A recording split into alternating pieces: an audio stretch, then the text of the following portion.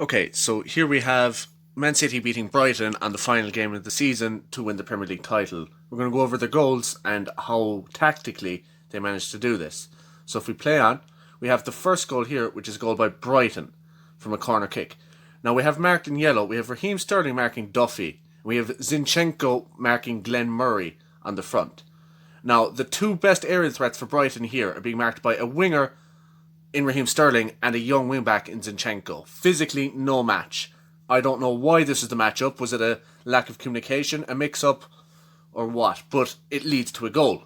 Now, if we play on, we'll see the run that Shane Duffy makes off Raheem Sterling to the near post. As the corner comes in, the ball comes in, and stop it there. Now, we have Shane Duffy 4 yards ahead of Raheem Sterling attacking the front post, and we have Glenn Murray all over the back of Zinchenko, forcing him into the ground. Now, what this is about to do, it's about to lead to a 2v1 between two of the best aerial threats Brighton have against a young wing back in Man City. And to be honest, there's no wonder this led to a goal. Easy stuff. Now we move on to the next clip. We have Man City attacking. Now what I noticed in this game and throughout the city is this shape that Man City play with. The two red circles there are the Man City wing backs.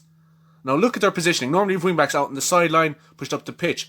But City, they go with this, like, I like to think of it as a cone shape. They cone everything in to between the lines of the box and let the wingers deal with the outside, like you can see Mahrez out on the far right. Now, that red box there, that's a lot of space. But at the moment, you see City aren't utilising it. But if we play on, just remember that shape that City play with how narrow the wingbacks are, almost being two auxiliary CDMs. Now, we just move it forward. This is the same attack. The ball's moved over to the left side of the box. Now, what you have here is you have some decision making by Brighton. Now, you can see the Brighton right back. He has two decisions to make. Does he drop back on Raheem Sterling, or does he push up onto that Silva? Now, this is why I don't like three at the back.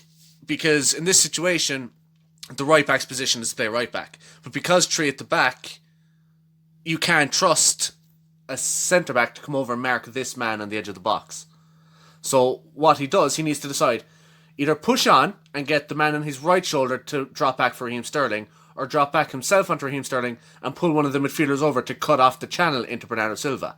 Now, if you watch the play and watch the right back for Brighton that I've marked, he actually does neither of these. He gets caught in two minds about what to do. The play moves forward, and it forces what happened. That's the CDM for Brighton is being forced to close the ball down. Now, does he have to close the ball down? No. But maybe he was told to by the manager, don't let them have space in the edge of the box. But what this does is leaves a man open behind him. And with the technical ability of all the City players, you can't afford to do that. So because of a lack of communication between, you can see there's 3-4 players for Brighton there, marking absolutely nobody. It allows David Silva into the space, 2 yards from Aguero, 10 yards from goal. Easy flick on, great finish. Nothing else to be said. Now this is the next goal 10 minutes later, which is more fantastic defending. I don't know why Premier League teams can't defend corners, but as we'll see now in a second, we have Laporte being marked by Glenn Murray on the edge of the box, that's the blue arrow, and in the blue circle there we have Shane Duffy, like we mentioned in the Brighton goal, the best aerial player for Brighton. Why is he standing on the 6-yard box with no man to mark, with City's best attacking threat from a corner being marked by a striker? Now, I think Glenn Murray, he's a good header of the ball, not much goes wrong, but this is the problem. When you have an attacker, no matter how good at heading he is, defending, a lapse of concentration is always going to happen. It happens, Laporte runs in behind, Glenn Murray is still standing still on the penalty box, gives Laporte a free run through, easy goal.